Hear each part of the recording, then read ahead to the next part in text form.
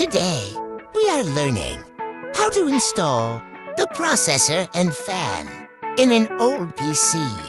Basic knowledge that you will learn in this video. The motherboard is like a computer's backbone, connecting all its parts together. The processor is like the brain of a computer. The fan for the CPU cools down the computer's brain processor. Enjoy watching. This is our motherboard. Here's the RAM slot. This is what's known as the processor. Later in this video, we will learn how to install this properly in the motherboard. First step, pull the lever up. Then put the processor in the motherboard carefully. Then follow the arrow that's indicated below the place where you put the processor.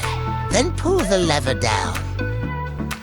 Add thermal paste on the processor. Thermal paste is for holding the processor and the fan. Note, this is only used for old PC. Carefully paste the fan above the processor. Install it careful for it to lock. You will see 4 locks around the corners.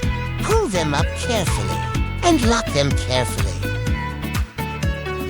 Connect the wire of the fan into the motherboard.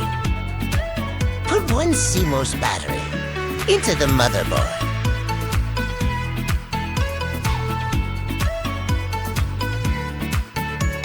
That's it for today's video. We hope you learn how to install processor, fan, thermal paste, and CMOS battery. We hope you enjoy our video for today. We will keep on making learning videos for you. Turn on the notification bell so you will get notified when we have a new video. Thanks for watching.